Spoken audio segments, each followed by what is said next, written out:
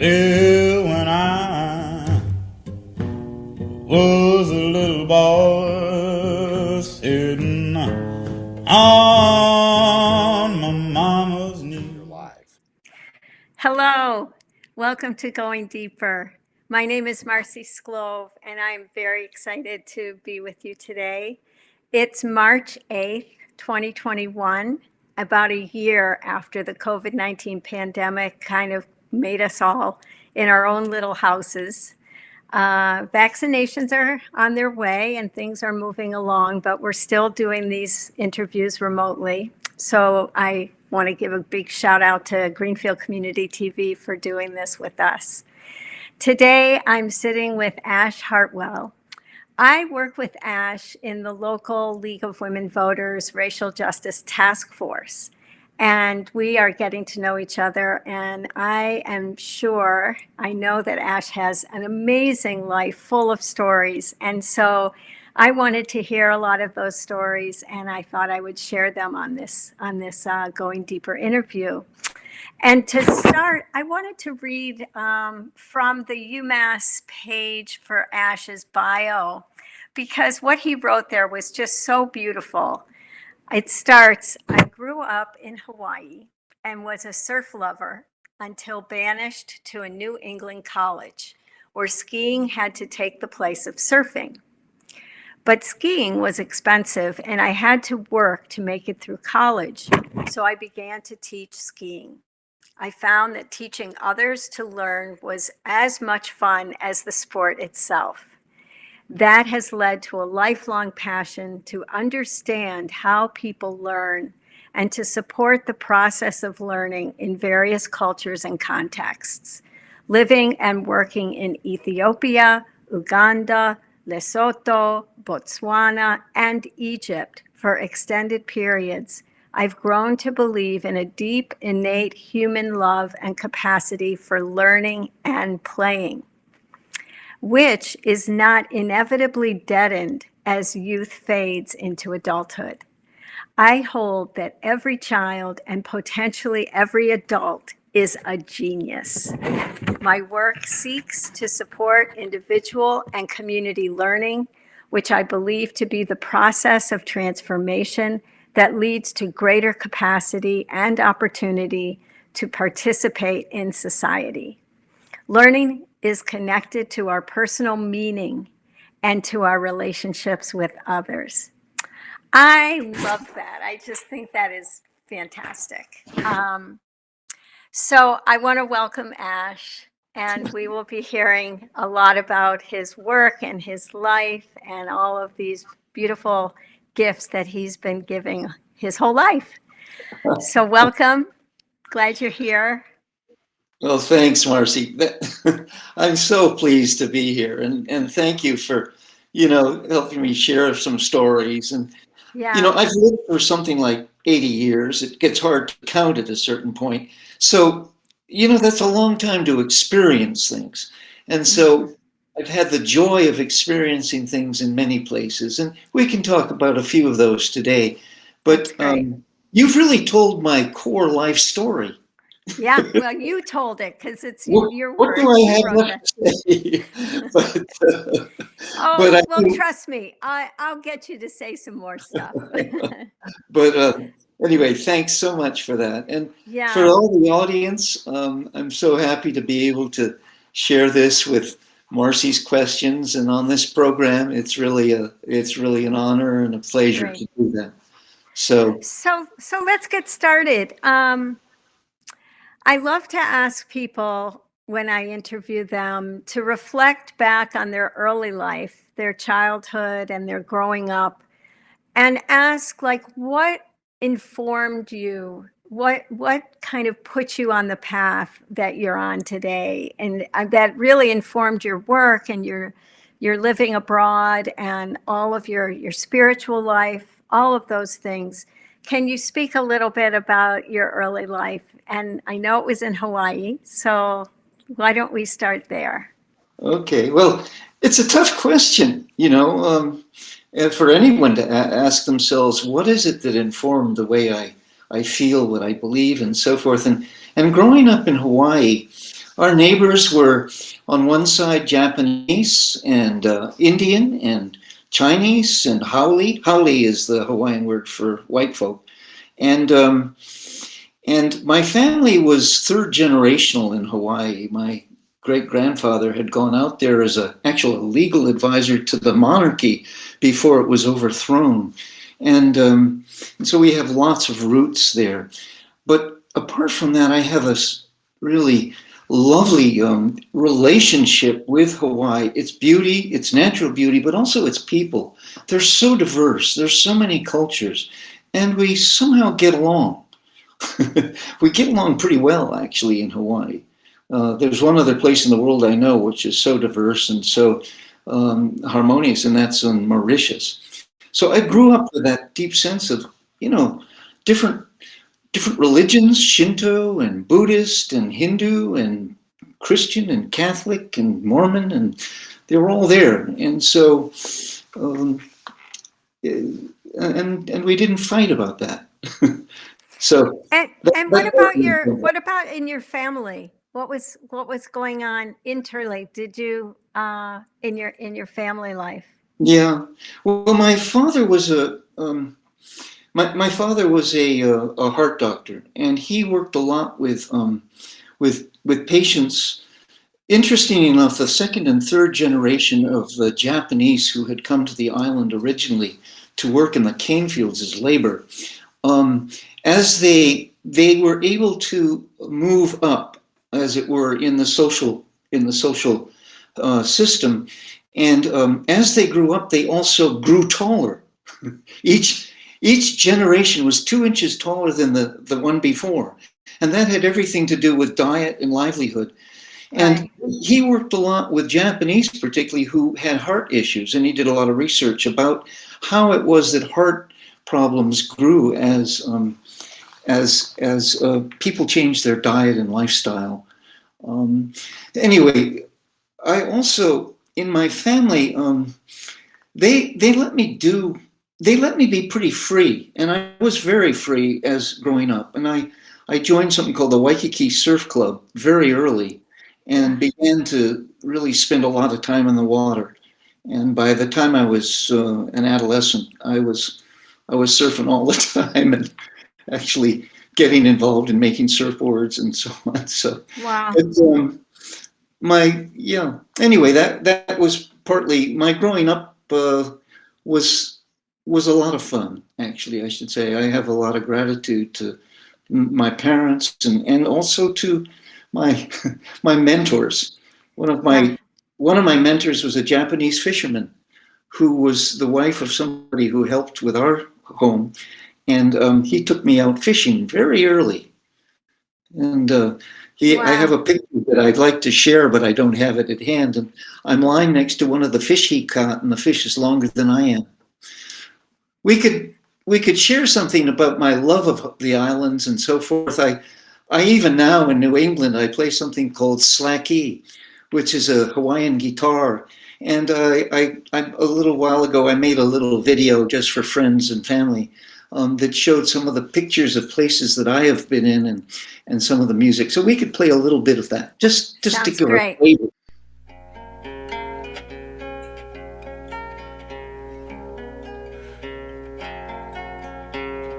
That's one of the places we lived. Wow. And this is you on the guitar. I'm playing this music, yeah. Not professionally, I'm playing it for an amateur. What island is this? This is on Oahu. And this is on the windward side of Oahu, near an area called Kaneohe. And it's actually where my mother's ashes were scattered because she was a volunteer working to introduce palm trees of many places in the world into that garden. It was a public garden.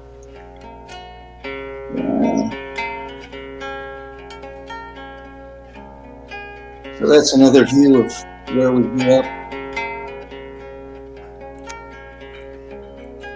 So Philippe, that's enough. I think we can move on. I have to say, This past week, the temperature's been around below 20 degrees. And some mornings when I walk the dog, it's like with wind chill below 0 degrees. So I'm lusting after these photos. Wouldn't it be nice to walk on that beach? It sounds, I mean, the way you describe going to college at Dartmouth and, you know, transitioning over to being a skier, there has to be some torturous, like, letting go of that beauty. And I mean, skiing is great, but that relationship to the water as a surfer and all of that, it feels like there was some loss there. I can't tell you how much I suffered actually the first year at college. In fact, I at the Christmas break, I got together with some friends in California and said, I got to go back. And we drove across the country, you know, in 3 days. I mean, 3.5 days. I was so bereft. And I had already started skiing, but it's not the same. I want to show you a couple of surf pictures just to show you, because the surfing was huge in my life, in my development. And Philippe, if we could show a couple of those pictures. So these are two places I surfed a lot at. And I have to say, for me, surfing was not only technically a challenge, but it was a spiritual experience. These waves, I don't know if you can put yourself in here, but these are big waves. And you don't control them, they control you. And you just are with them. And it's such an experience to be a part of this natural force, to recognize that it's not what you do so much, it's how you work together with a wave. And that over on the left is a real good friend of mine, Kimo Hollinger, who we surfed a lot together. And on the right was my favorite place called Sunset Beach. And it was before it was too crowded, because this was in the late 50s. And it was before Bud Brown's movies brought everybody from California out to Hawaii. And it got right. And we were out there, on days of 15-foot surf with only 2 or 3 people. And all of us were just working with each other. And this was hugely formative in my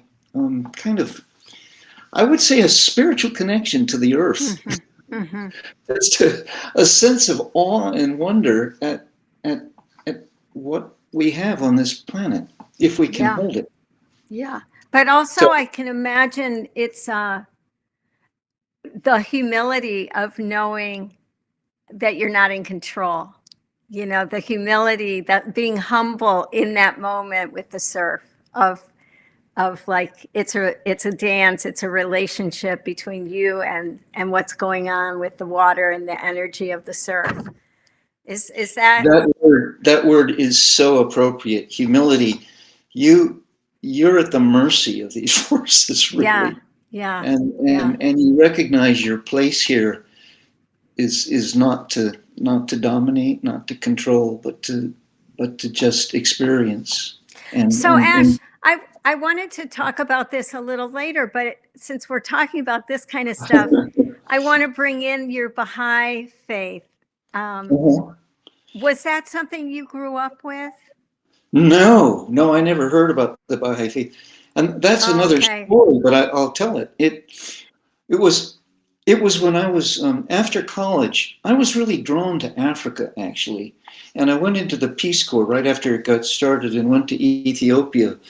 And I was sent to a very remote area in the southwest of Ethiopia called Gore in Ilubabor province. And I became close friends with a young Ethiopian teacher. And he had been 6 months, when he was in the States studying, he had spent 6 months with a family in Connecticut.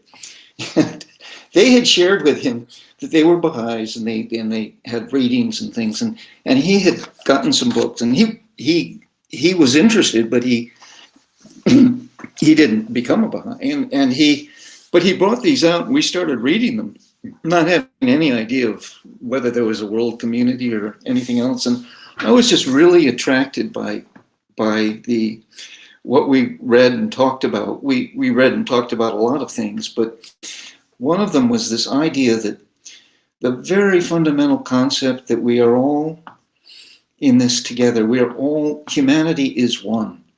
And the other kind of radical idea is that all the religions are one too. They just have different cultural expressions and times in history that they emerge. If we believe that, there's one creator, then there's obviously no reason to think that religions are irreconcilably distant from each other. Mm-hmm. And so we talked a lot about such things, and it was kind of appropriate growing up in Hawaii and then being in New England and then being in this very remote and culturally very radically different culture and experience to think of the oneness of humankind. Mm-hmm, mm-hmm. And that was a very profound experience for me, and feeling that the kids that I was teaching were from really difficult. They walked miles to come to the school, and they were very motivated, and they were bright, and they were capable, and to realize that in this really remote area of Ethiopia, that that there's this oneness of humankind. Everybody wants to learn and to grow and to realize their potential. Mm-hmm. And we had 5 South Sudanese guys who were from the New Air group. And the New Airs average about 6.5 feet. And they're very, very black. And they're beautiful. In fact, the tallest of the 5 students who came, one of them was almost 7 feet.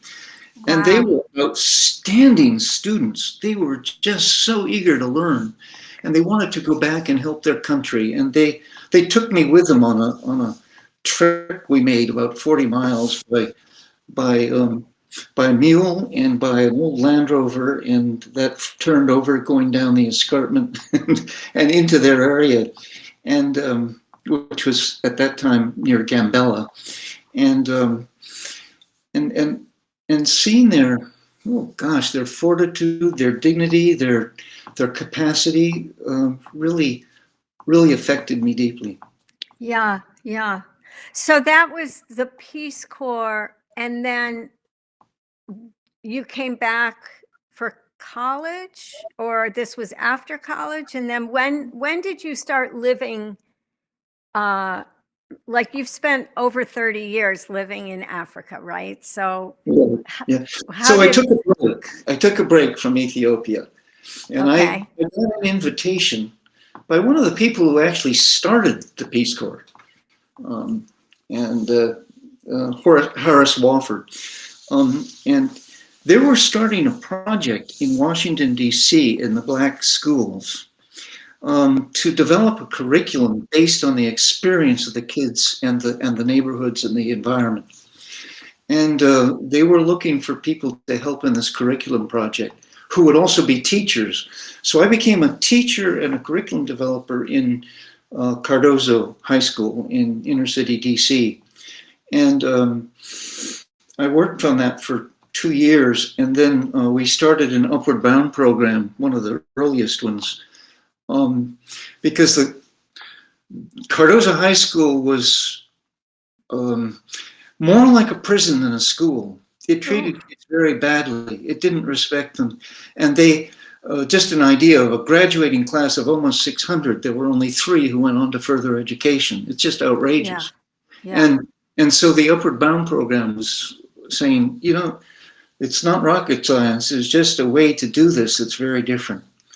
And so I was an associate director of that, connected with the University of Maryland for 3 years. Yeah. And then what brought you to spend long periods of time in these different countries in Africa? Part of it was having to do with teaching and learning. I was appalled at the curriculum that the Ethiopian government, which has never been a colony, it's an independent country, but nonetheless, it was using European curriculum in this remote area. What did this have to do with kids' lives except to escape from this area and actually to teach them that it was that they had no life there, they should go somewhere else, ideally to Europe. And I thought this was colonialism at its worst. Ideally to Europe, where they would be very badly mistreated as blacks, right? Well, possible, yes. By the way, the Ethiopians are very, very proud people. Oh, yeah. And they also cherish their own history. I was actually assigned to teach Ethiopian history, and so I had to really work at that. And one of the things I learned from that is all history is about 50% myth and maybe less than 25% fact. Well, and depending on whose perspective it's coming from, which is not usually the people's perspective. You choose, yeah. Right. So, so I was really drawn to come back to Africa and to work in the education systems to try to look at different ways that we could provide a learning environment that would make sense to the identity of people and to their potential and not just be a colonial artifact. So I got a job. I was offered a job after I did a master's at Howard University while I was working in inner city DC, and then went on to do a PhD at University of Massachusetts in international ed, mostly focused on Africa. And I was offered a job at Makerere University in Uganda as an assistant professor, and that looked really promising. So that's what I did. I went back to Uganda, and we arrived. Actually, I had gotten married and had one child of our own, and then we adopted twins who were biracial. And when they were a year old and ready to go, we adopted the children at birth. We knew the parents. We went to Uganda, and as we arrived, the revolution that brought Idi Amin into power began. Right as we got on the plane, and so when we landed in Uganda, we were in a land that was now controlled by the military and Idi Amin. We stayed there for 8 years, and the only thing that finally drove us out was another war that had since Idi Amin had sent his people into Tanzania to claim part of that territory. That did it, and the Tanzanians came back and basically ran right through the country and pushed him out and pushed him up into southern Sudan. So, and during this time, were you working for the U.S. government? Like never. Oh, never. So, okay, USAID. That was much later. That was much later. Yeah. Okay. So I worked for the University of Makerere, and then I was asked if I could.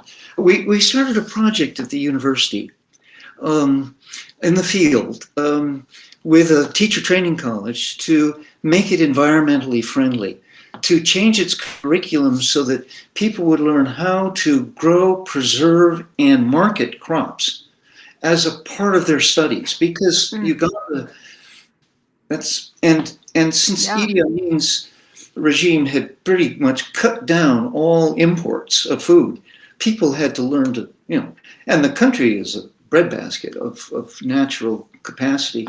And so this training college called Namatamba was quite a success. We worked together with the National Curriculum Center and with the university and the people in the communities and created a changed curriculum, a changed exams for the teachers.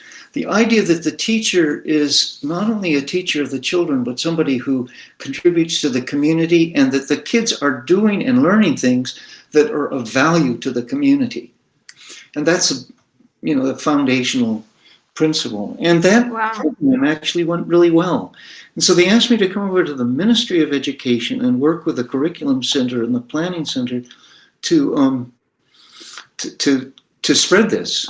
And so that's what I did. I see. Yeah. And that program actually did spread, even under the regime of Amin, to 10 other places, partly because they were able to grow crops that helped them feed themselves. These are boarding schools mostly. So what was the life like? The work I'm hearing sounds very fulfilling and fascinating and really challenging. Yeah. But what was the life like for you and your family? You and your wife being white and then having these biracial kids, and their older sister or brother, the first child. The first child is the older, 2 years older than the twins. And is that a girl? She's a girl. Yeah. She's a girl. She's a girl. So then you had these 3 kids and your wife and you, and were you living in a village setting or in a city? Well, we started living on the university campus.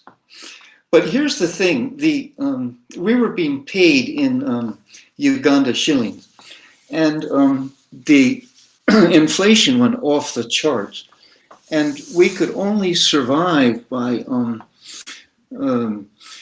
hardly.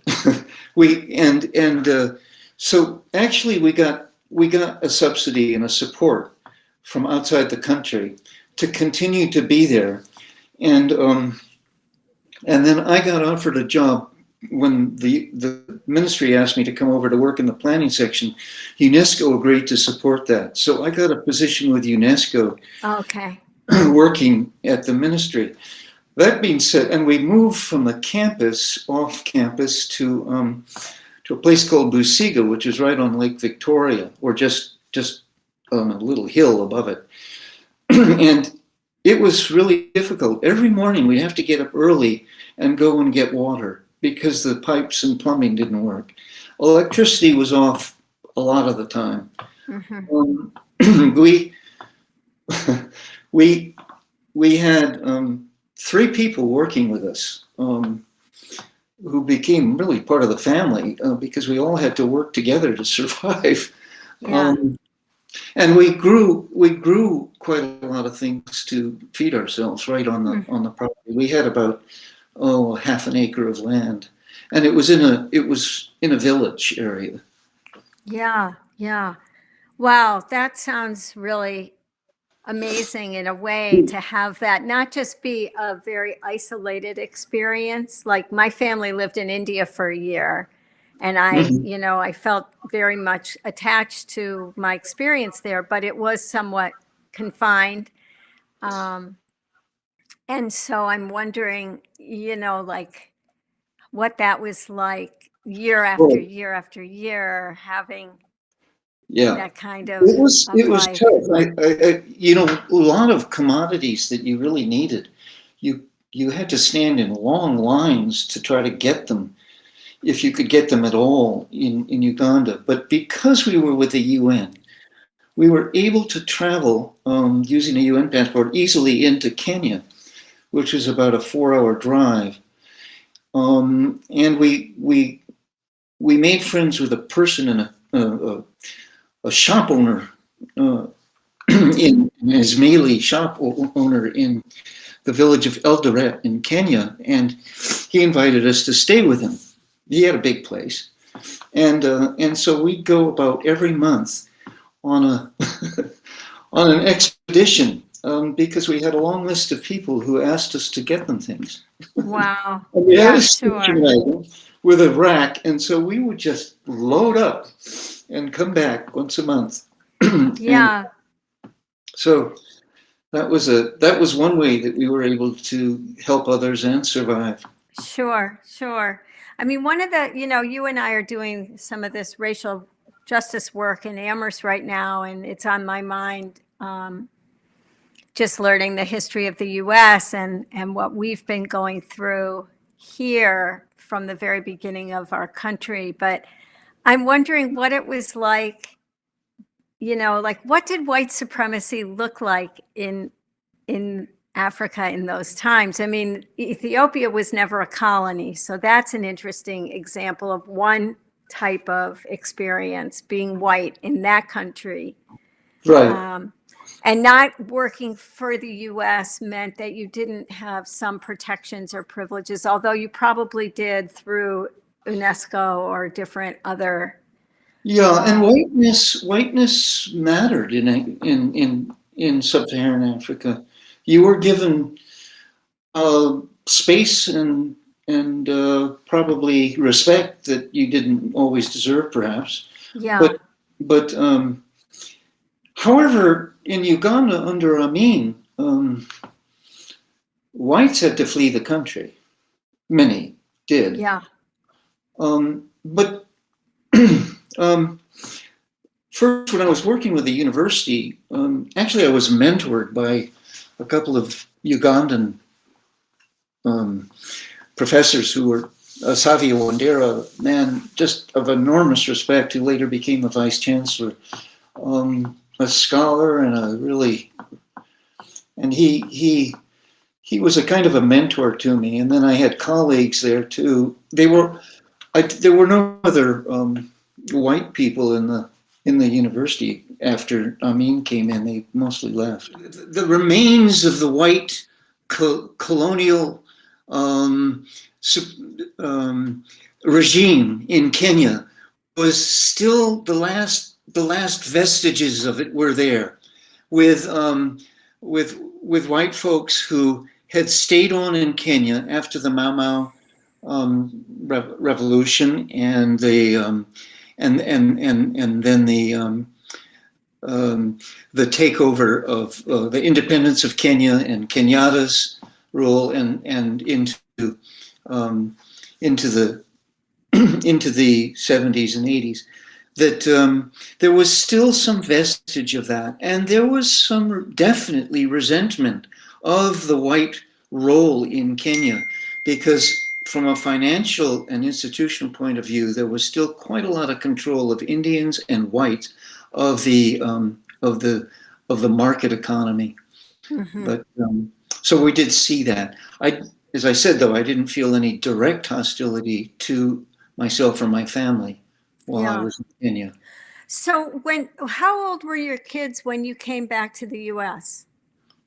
Well, we only came back to the U.S. for a short time. They were 9 years old then. We had gone over when they were 2.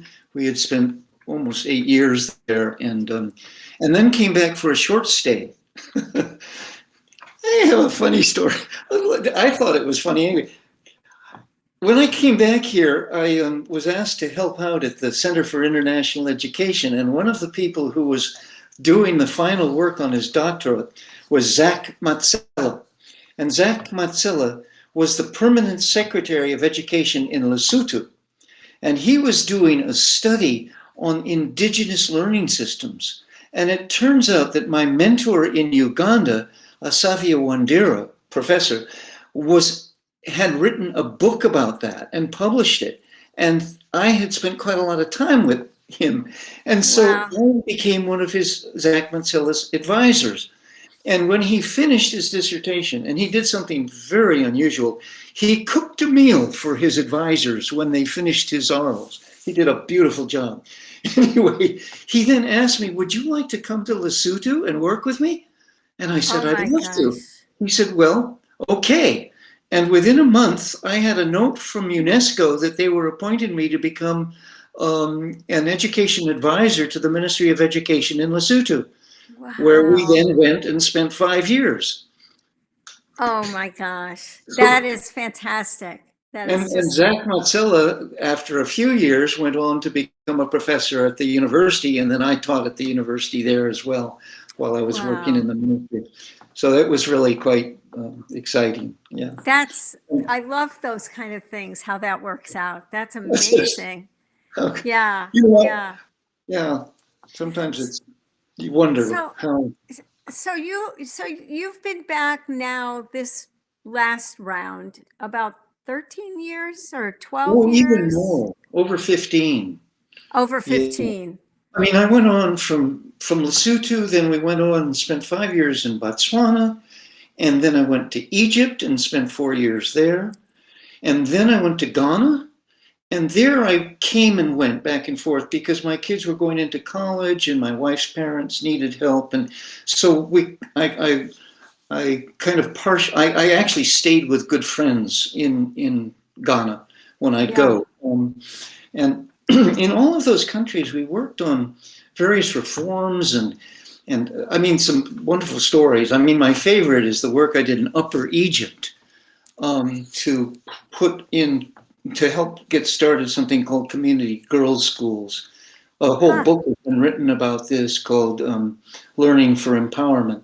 And it really speaks about how even in remote rural villages that have been subjugated, and Upper Egypt is a bit subjugated by northern Egypt.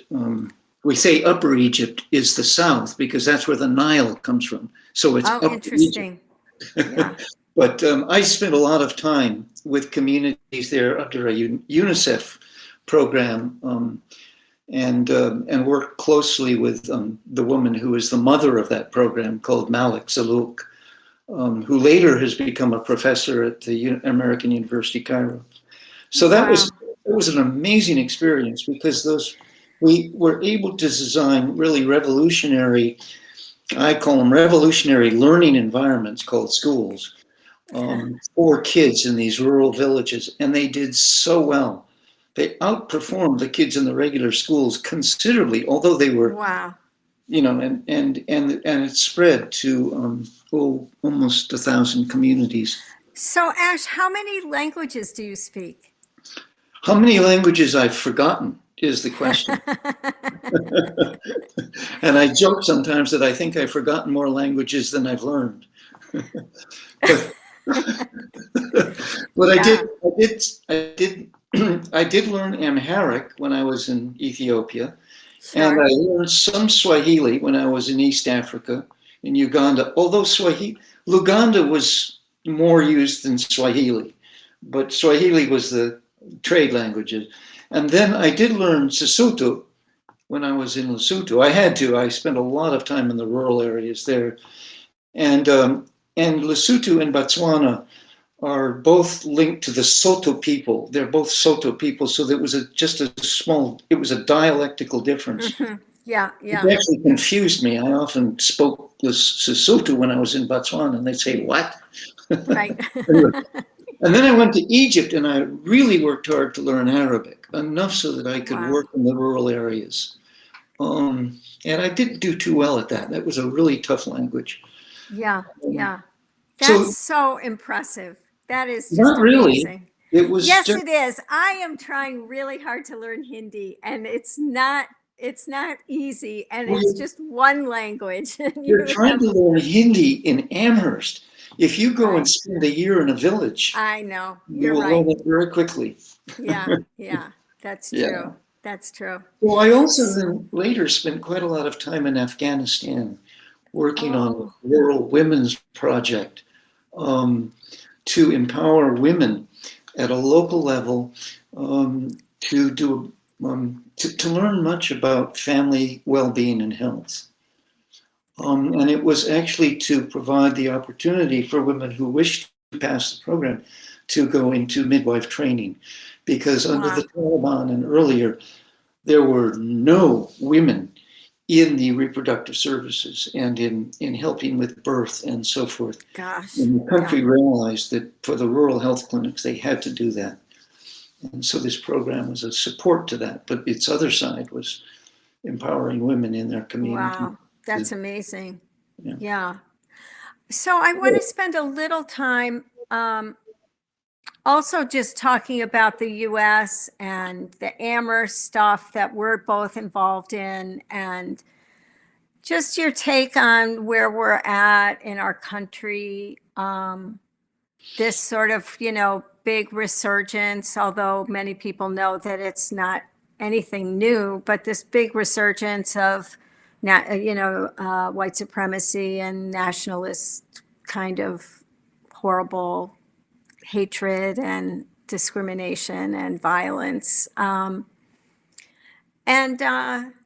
given your perspective of spending so much time outside of this framework or this kind of paradigm of how we have grown into being this country, I'm just curious what your thoughts are in general, and then the work that you're working on in the local Amherst area. Do you want to spend a little time talking about that stuff? Well, yeah, that's actually I mean, because what we need to do is come back from Africa and Afghanistan and come back to what's happening right here.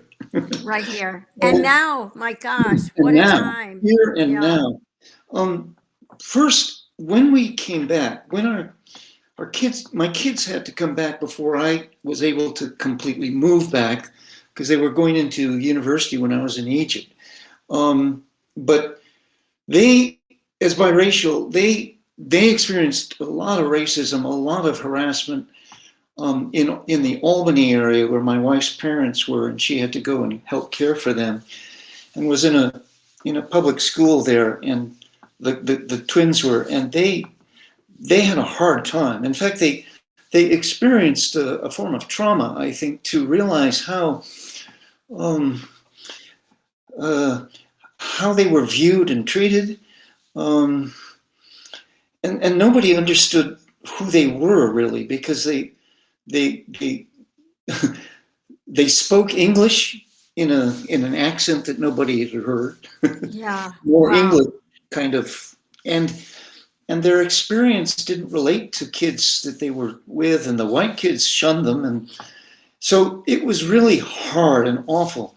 Now, I had known about racism, obviously, when I worked in the inner city in DC in the 60s, and actually one of our advisors was Stokely Carmichael. I mean, we were immersed in that, but it was only when I saw it hit our kids and how much they really suffered from this that I began to get a deeper apprehension of how systematic and widespread and unrecognized racism is in this country.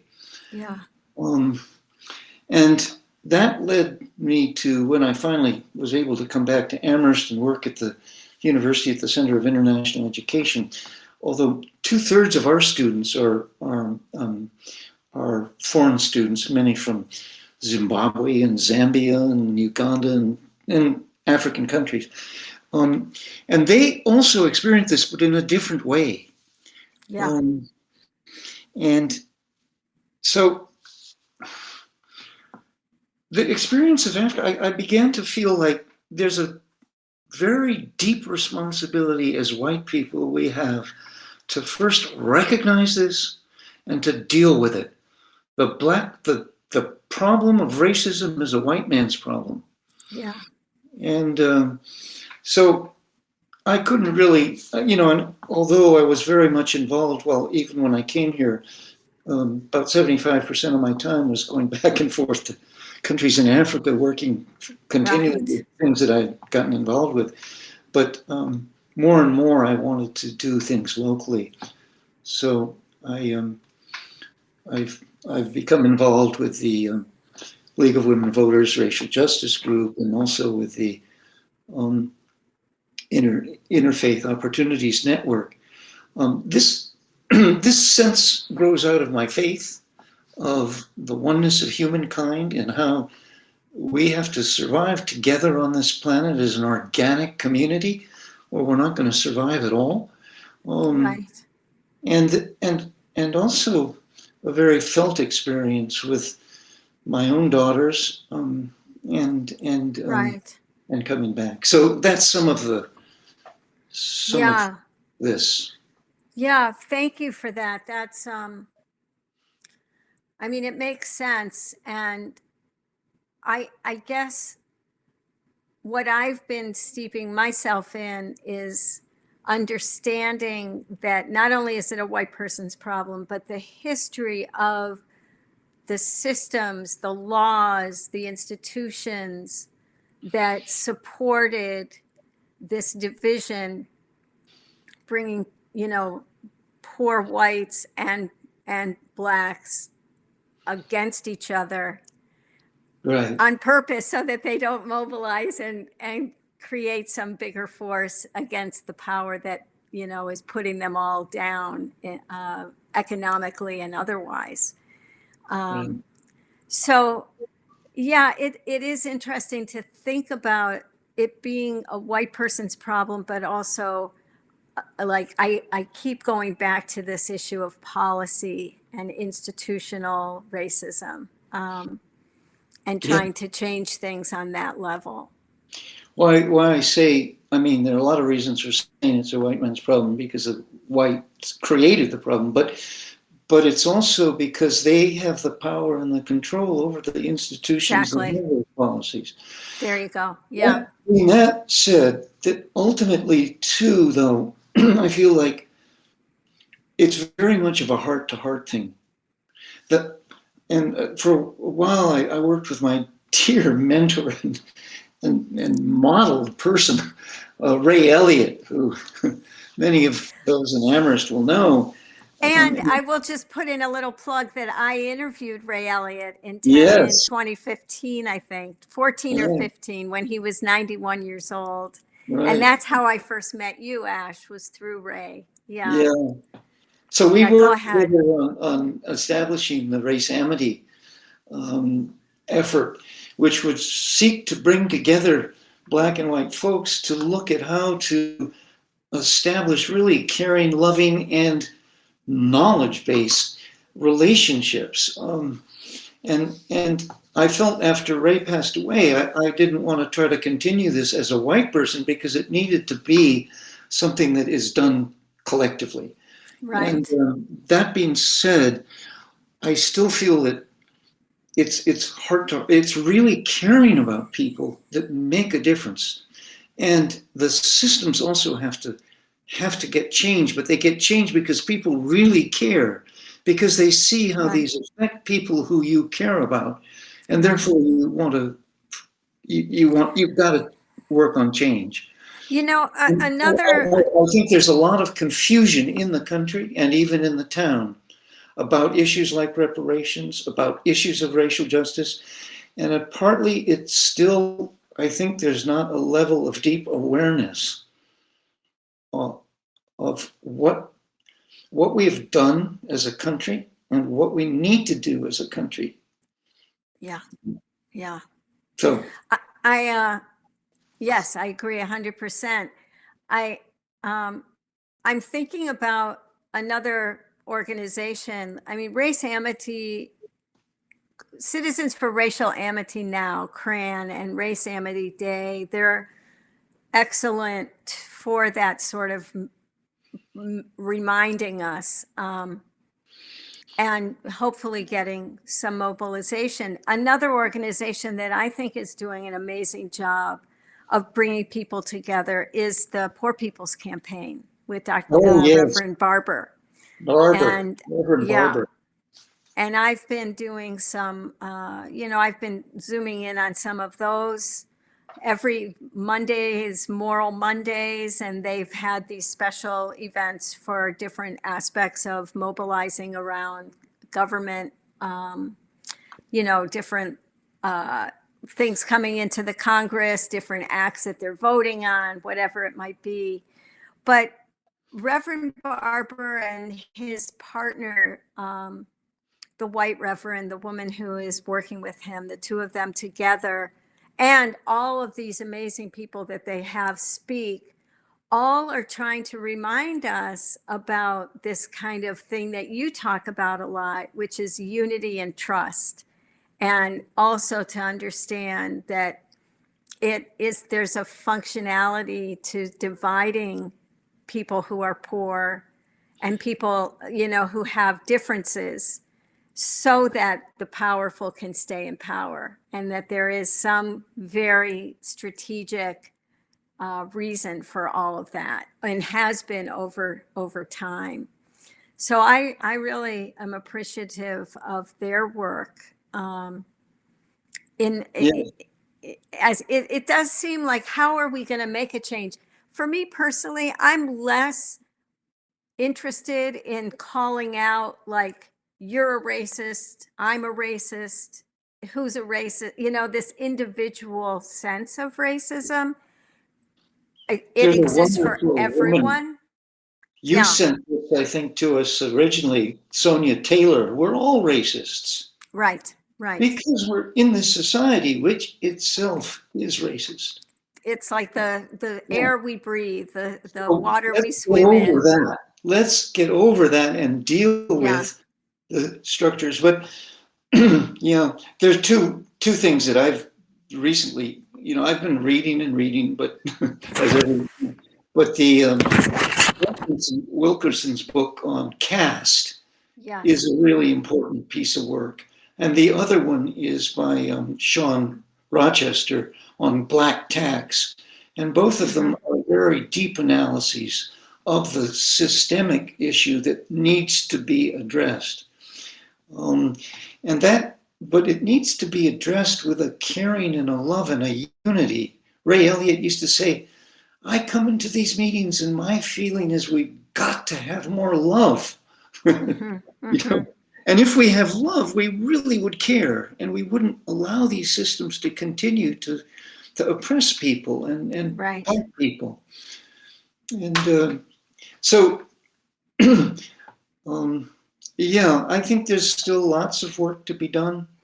Yeah, there really is. There's a lot of work to be done, and it feels a little like the more we do, the more we see how much we have to do more, One of the things, one perspective is I love to see work that is being done now by African American artists. And Kathleen Anderson introduced me to this wonderful event they have where about 15 or more nationally known artists are doing various kinds of representations of the issue of racism and it's really lovely work, and that and also, goodness, how much we should recognize and appreciate music, and the terrific influence that Black music has had, going all the way back to the earliest days and all the way through up to the invention of jazz, and really glory in that.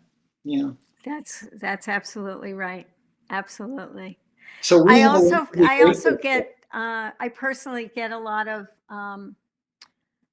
sort of, I don't know, personal support when I see so many wise Black people who have a voice now, and on every level, academics and professionals and people in government, etc. But also, like, check out this Kimberly Jones, who you sent me, and I had seen it already, this amazing video where she does this awesome economic analysis using the game Monopoly to explain what happened to the American Blacks.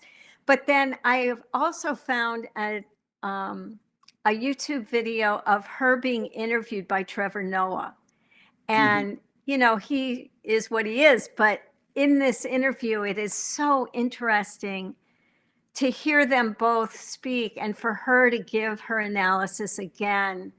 And she, and with another person, just wrote a book for young, like teenage Black kids who have now experienced this police violence in Ferguson and Minneapolis, et cetera, and how to process all that they have gone through. So she just finished writing this book about that, and it's being used as a resource in the classroom in these cities. So on so many levels, I feel like music and art and education and just more dialogue, a lot more dialogue there that we're experiencing. However, the other side definitely is very strong and very stubbornly digging their heels in and feel their pain and their sense of. I think it's very much a matter of being white means that you don't have to deal with this, or you imagine you don't have to deal with it. that you can just not pay attention. You don't have to learn. And, but Black people have to experience possibly every day, but others don't. And so, the issue of being silent means complicity. Right. And that's something that I think probably a lot of people still are very uncomfortable about. Right. I mean, white people. Right. And even kind of progressive liberal. Absolutely. Democrats. And of course, the whole critique of the white liberal is, right. It's all words. What about action? Yeah. What about one of the areas that I just hold very dear is education, and I'm so pleased that there is an ABC program for Amherst, and a better chance and supporting the BIPOC and the poor and so forth through education is one of the ways that needs to really be ramped up. Yeah, I agree. And and on another level, just civic education, not related to race, but just how does our government work? What is the background of our government? What is the history of the development of our government? And that alone is something that people don't even get it, why it's important to vote, why it's important to be involved on a local level with government, et cetera, et cetera. And so education about that with young people. We were talking about this recently in our task force group, how important that is. Yeah. Oh, wow, this is a great here. Yeah. This is a great conversation. I want to just ask, we're going to be winding up soon. Is there anything that we've missed or that you would like to add now that it's coming to a close? Or well, I have to say that one of the experiences of being in Amherst is that I really have missed being around being within a community where the majority is Black and African. I mean, it's very different.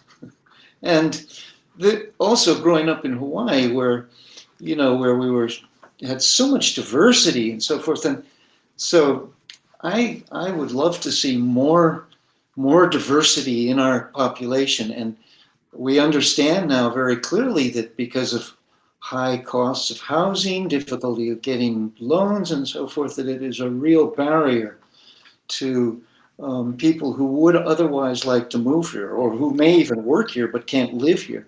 Exactly. Who are BIPOC. And I would love to see that that is addressed and dealt with in the whole dialogue on reparations.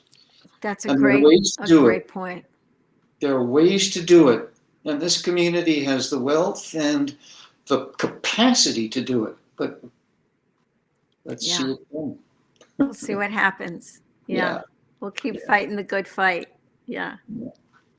Listen, I want to thank you so much for joining me today and sharing so many stories. I love doing these interviews, and I really am grateful for you to join me today. And I also really want to thank Philippe and Nick and the folks over at Greenfield Community TV. They're just doing an amazing job with all of this remote interactive stuff during this pandemic, and a big shout out to them. So thank you, and I look forward to seeing you again next time. Thanks, everyone. Thanks so much, care. Marcie. It was a lot of fun. You make it a lot of fun. Thank you.